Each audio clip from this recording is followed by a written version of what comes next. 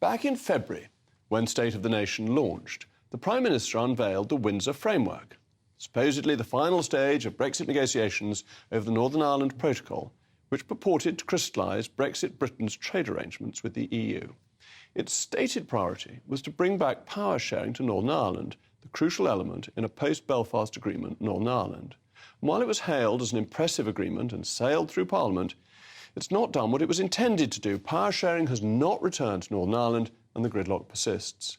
Well, just today, at the Centre for Brexit Policy, a new plan was drawn up by a number of leading pro-Brexit figures to solve many of these issues the people of Northern Ireland continue to face as a result of the framework. And I'm now joined by one of those figures, indeed, I think it's fair to say, the most distinguished of those figures. It's Jeffrey Donaldson, the leader of the Democratic Unionist Party. So, Jeffrey, first of all, thank you very much for coming on.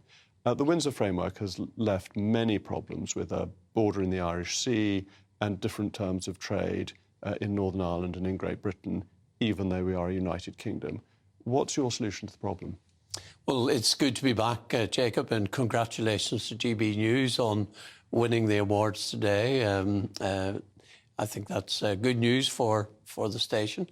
In terms of Northern Ireland and the Windsor framework, we have considered very carefully what is in this framework. We've consulted widely within Northern Ireland, talked to businesses, talked to consumers, talked to people in the political realm, and it's clear to us that the Windsor framework doesn't adequately resolve all of the problems created by the Northern Ireland Protocol. So we continue to have concerns. We have put further proposals to the government on how those concerns can be addressed, and we're waiting on them to respond. In the meantime, as you say, unfortunately, we don't have a fully functioning government in Northern Ireland. We want to get Stormont back up and running, but it has to be on a sound foundation, and that means resolving the issues related to the protocol. When you're talking to the government, is the government listening at this stage? In fairness, I think they are. Many of the issues that we have relate to how the UK government manages the internal market of the United Kingdom. And that's important because many of our problems arise from the fact that Northern Ireland continues to be subject to EU law across over 300 areas of law, mainly on the manufacture of goods in Northern Ireland. And that has created difficulties for us in our ability to trade with our biggest market, which, of course, is the United Kingdom. Is the United Kingdom. And the solution you've come up with is one of mutual enforcement, so that if you were a company that wanted to trade with the European Union and you were anywhere in the United Kingdom, you would have to follow their laws, and it would be an offence under UK law to export something to the EU that didn't meet the EU's rules. Well, we welcome the publication of this report today by the Centre for Brexit Policy. It's not our report, it is their report. Nevertheless, I think it is well researched, well argued, and I think has the potential to offer a longer-term solution to the problems that were created by the Northern Ireland Protocol. In the short term, we're addressing the issues related to the Windsor framework, but I think the government should examine this report, the recommendations made, and in the context of their ongoing engagement with the EU, I think this offers a potential longer-term solution. Because the Windsor framework was hailed as being the final statement, but it isn't really, is it? There are further discussions to be had, and the implementation of it is to a significant degree at the discretion of the European Union. Well, indeed. I mean, the Windsor framework, by its own admission, does not address and resolve all of the problems created by the protocol. For example, on veterinary medicines, we don't have a long-term agreement here. We've had a further 3-year grace period, as they call it, whilst these issues are resolved. So there's still a lot of matters, Jacob, that are fundamentally important to the economy of Northern Ireland that need to be resolved. And I think that opens the opportunity for the government in those continuing negotiations to look at, well, what can we do for the longer term to settle this issue once and for all? And in terms of your return to power sharing, is that still dependent on the tests that you laid out being met under the Windsor framework in the further negotiations? Well, we've put proposals to the government about the concerns we have in relation to the Windsor framework. We're waiting for them to come back. Those proposals relate, for example, to protecting Northern Ireland's place within the internal market of the UK. In essence, what our proposals do is to seek to ensure that what the Prime Minister said the Windsor framework would do in terms of resolving these issues, that in fact that is what it does. And do you actually want to go back into power sharing? Because some people say that the DUP just doesn't want to be in power sharing where Sinn Féin is the lead party. Or are you willing to go back as long as these conditions are met?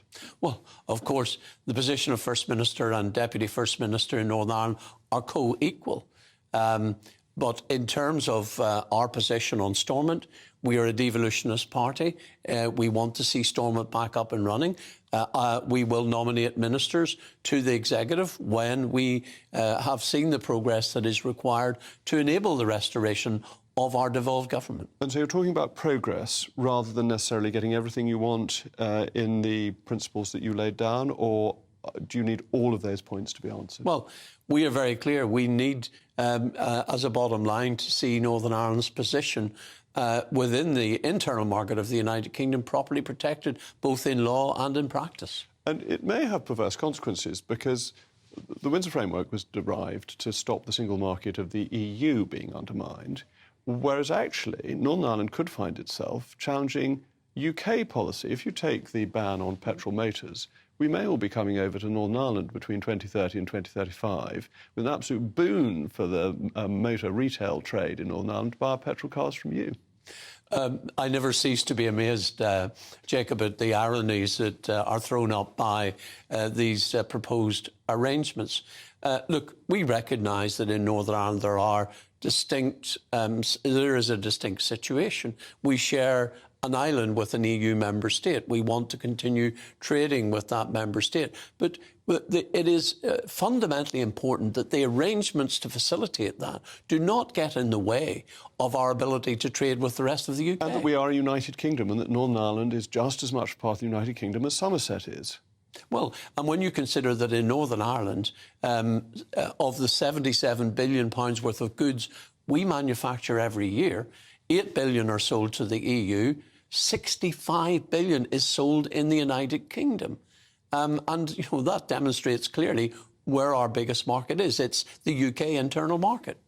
And the thing that's always puzzled me from the very early point of discussion of this is actually the EU's problem. Why are we trying to solve their problem? Why don't we just say to them, if you have a problem with the situation in Northern Ireland, the Republic of Ireland, you sort it out? Well, I think the UK government and unionism has tried to be responsible about this. We've tried to reach agreed outcomes. But even the Irish Prime Minister, the Taoiseach, has acknowledged that the Northern Ireland Protocol represented a significant overreach by the EU. And I think we do want to see a sense of balance and perspective here. And as I have said, the trade figures are very revealing. They show that we trade far more within the UK than we do with the EU. So it's important there is a sense of proportion in terms of the solutions that are brought forward, and that's what we need. Well, Jeffrey, you were one of my earliest guests. You're always welcome to come back on. Thank you very much. I think mutual enforcement is a very good idea.